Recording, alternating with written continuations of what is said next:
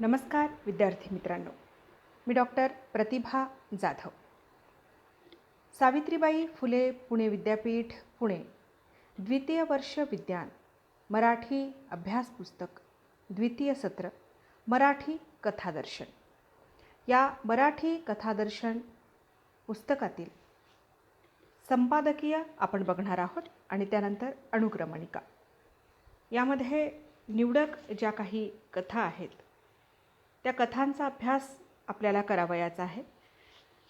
तत्पूर्वी संपादक डॉक्टर शिरीष लांडगे, सुनीता राजे पवार, डॉक्टर शांताराम चौधरी यांची भूमिका संपादकीयमधून आपण बघणार आहोत. कथासंग्रह मराठी कथादर्शन संपादकीय. गोष्ट सांगणे आणि ऐकणे ही माणसाची सहज प्रवृत्ती आहे.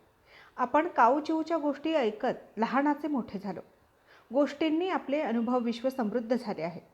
गोष्टीचा जन्म हा भाषेच्या जन्माइतका प्राचीन आहे. या गोष्टीतून आजची कथा विकसित झाली आहे. गोष्ट, स्फुट गोष्ट, संपूर्ण गोष्ट, लघुकथा, नवकथा, साठोत्तरी कथा, समकालीन कथा अशा क्रमाने गोष्ट विकसित होत गेली. गोष्ट ते कथा हा शेकडो वर्षांचा प्रवास आहे. मराठीतील गोष्ट मुद्रित स्वरूपात इसवी सन 1806 छापली गेली. तंजावर येथील सरफोजीराजे भोसले यांनी सख्खन पंडित यांच्याकडून ईसापनीतीचे भाषांतर करून ते बालबोध मुक्तावली या नावाने छापले. त्यानंतर मराठीमध्ये गोष्टींची पुस्तकं छापली जाऊ लागली. मराठी कथा साहित्यातून विविध प्रकारच्या जीवन अनुभवांची मांडणी झाली आहे. लोककथा, दंतकथा, कहाणी, दृष्टांतकथा, रूपककथा, परिकथा ते विज्ञानकथा असा मराठी कथेचा प्रवाह सतत वाहता राहिला आहे. कथा हा एक साहित्य प्रकार आहे. या साहित्य प्रकाराची काही वैशिष्ट्ये आहेत. कथा कमी लांबीची असते. ती मानवी जीवनविषयक असते. कथेतून वास्तवकल्पित विश्व निर्माण होत असते. कथेने माणसाच्या अंतर्मनापासून बाह्यमनापर्यंत कौटुंबिक, सामाजिक, सांस्कृतिक असे असंख्य विषय व्यापलेले आहेत. कथेला विषयांचे बंधन नाही. कथा एककेंद्री, एकसंस्कारी असते. कथेमध्ये मर्यादित पात्र असतात. विशिष्ट स्थलकालाच्या चौकटीतून कथेतील वातावरण निर्मिती होत असते. निवेदकाच्या दृष्टिकोनातून निवेदक कथात्म आशय कथन करीत असतो. कथेच्या रचनेचे अनुभवाच्या दृष्टीने अनेक उपप्रकार संभवतात. ऐतिहासिक, पौराणिक, सामाजिक, ग्रामीण, प्रादेशिक, दलित, विज्ञानकथा, फॅन्टसी, गूढकथा, रहस्यकथा असे हे प्रकार होत. अशा या दीर्घ परंपरा असलेल्या समृद्ध साहित्य प्रकारातील काही निवडक कथांचं मराठी कथादर्शन हे संपादन आहे. या अभ्यास पुस्तकामध्ये इसवी सन 1960 नंतरच्या निवडक मराठी कथा समाविष्ट केल्या आहेत.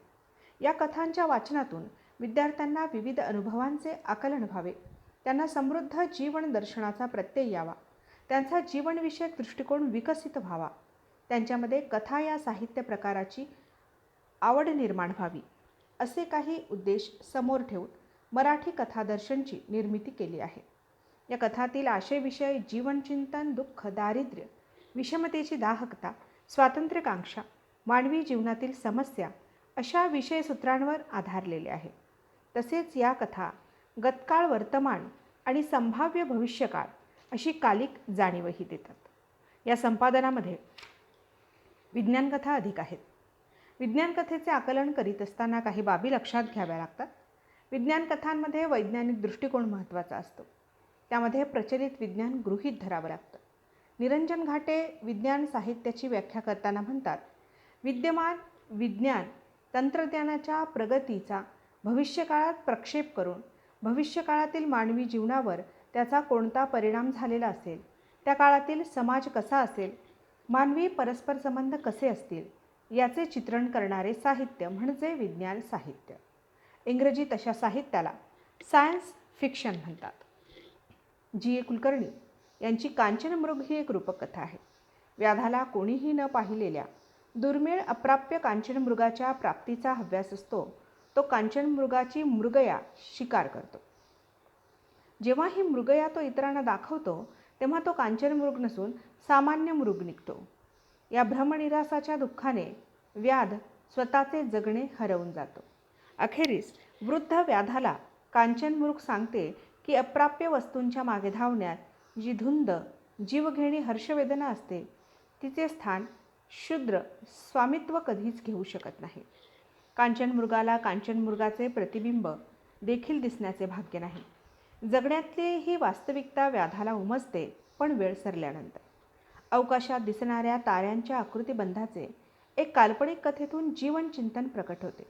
कथेतील व्याध कांचनमृग या प्रतीकातून मानवाचा अप्राप्य गोष्टींचा हव्यास आणि त्यांच्या अप्राप्तीमुळे येणाऱ्या असमाधानाचा अन्वयार्थ कलात्मकतेने उलगडतो.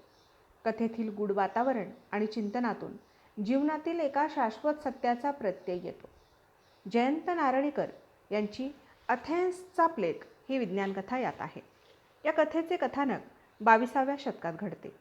अब्दुल राजन विल्सन हे अंतराळवीर 1.5 महिन्यांचा प्रवास करून कॉमेट या धूमकेतूजवळ पोहोचतात.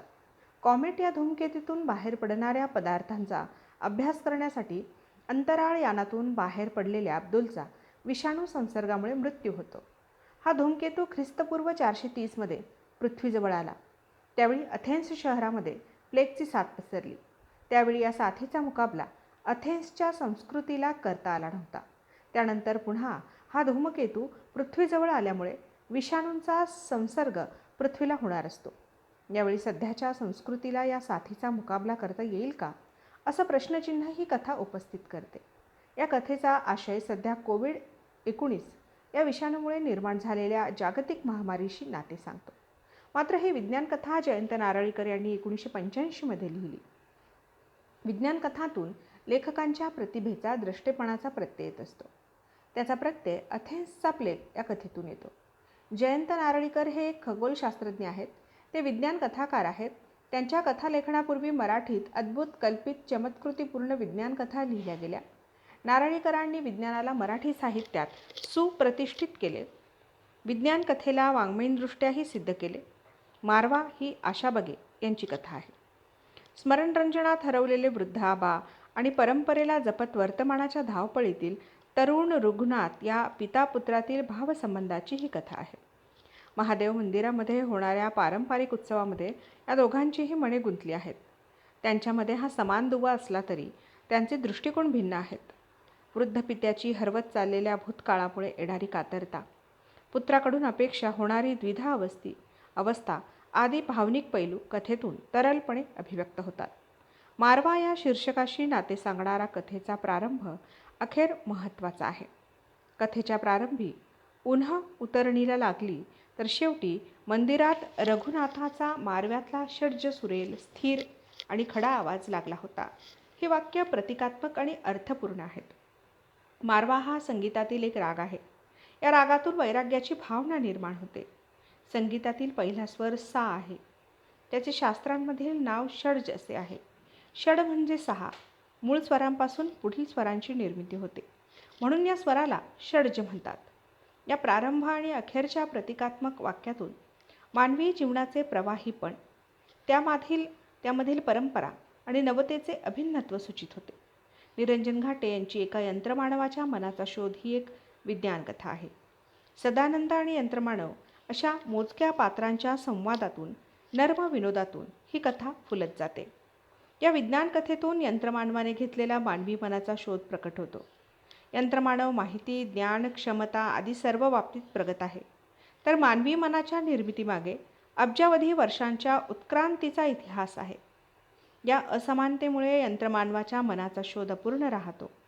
सुबोध जावडेकर यांच्या पुढल्या हाका या विज्ञानकथेचे कथानक अमेरिकेतील बोस्टन शहरात घडते.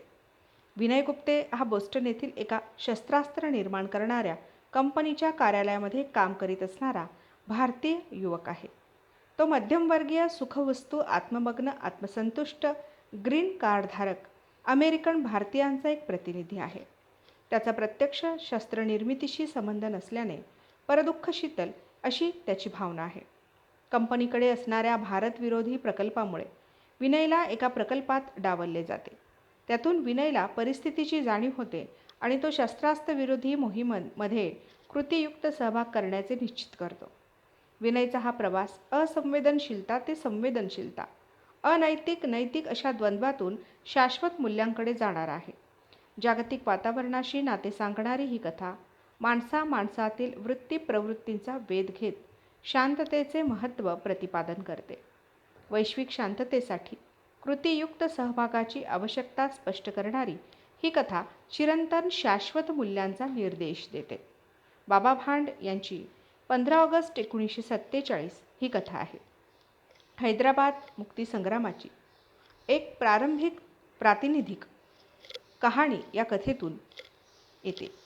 ही एक घटनाप्रधान आणि उत्कंठावर्धक कथा आहे. भारताला 15 ऑगस्ट 1947ला स्वातंत्र्य मिळालं, पण हैदराबाद संस्थान वगळून स्वातंत्र्य मिळाल्यामुळे सर्वत्र सुटकेचा निश्वास टाकला जातो. पण रझाकार दडपशाही सुरू करतात. औरंगाबादमधील पिशोर गावाचे पोलीस पाटील रामराव पाटील, त्यांचा अनंत हा मुलगा प्रतिकार सुरू करतात. अनंत स्वातंत्र्य लढ्यासाठी शस्त्रास्त्रे मिळवतो. त्याच दरम्यान रझाकार रामराव पाटलांचे घोट्यापासून पाय तोडतात. ही घटना सूचकतेने येते. स्वातंत्र्य मिळालं पण पावलं नसलेलं, असं भाष्य करतं. तीव्र स्वातंत्र्याकांक्षा, रोमहर्षक घटना, चित्रदर्शी प्रसंग वर्णने, मोजकी पात्रे, त्यामुळे ही कथा जिवंत होते. लीना मेहेंदळे यांच्या एक शहर मेले त्याची गोष्ट या कथेतून मानवांना भविष्यात कोणत्या संकटाला सामोरं जावं लागणार आहे याचा वेध घेतला आहे. ही कथा 4 शतकांच्या मानवी जीवनाच्या वाटचालीतून जैवविविधतेच्या संवर्धनाचा संदेश देते. 16व्या शतकात चंदरपुरावर महामारीचे संकट येते. त्यावेळी हरिया वृक्षांच्या संवादातून महामारीवर मात करतो. 21व्या शतकात चंदरपूर शहरात बेसुमार वृक्षतोड होऊन काँक्रिटीकरण होते. वृक्षांशी असणारा संवाद संपतो. 2011मध्ये महामारीचे संकट येते आणि माणसे चंदरपूर सोडून जातात. चंदरपूर शहर मरते. त्यानंतर अनेक वर्षांनी माणसांना हरियाची गोष्ट समजते. रोग निवारणातील वृक्षांचं महत्त्व उमजतं. माणसं चंदरपूर शहरात वृक्षारोपण करू लागतात.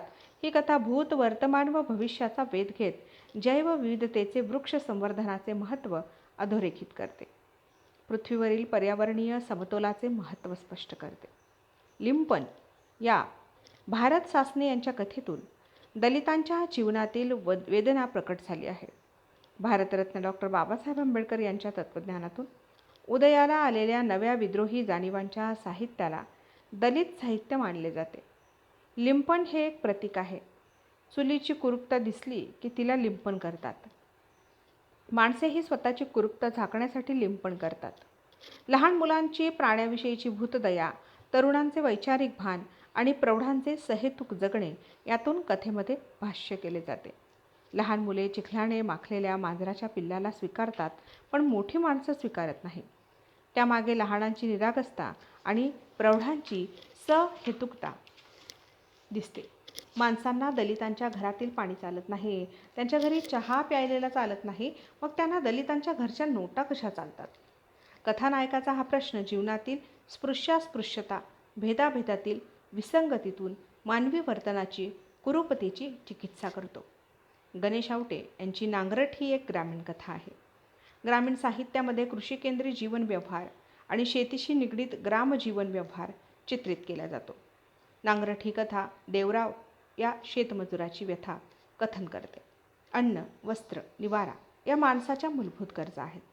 अन्नासाठी जमिनीची नांगरट केली जाते. देवरावही नांगरट करून जमीन भुसभुशीत करीत असतो.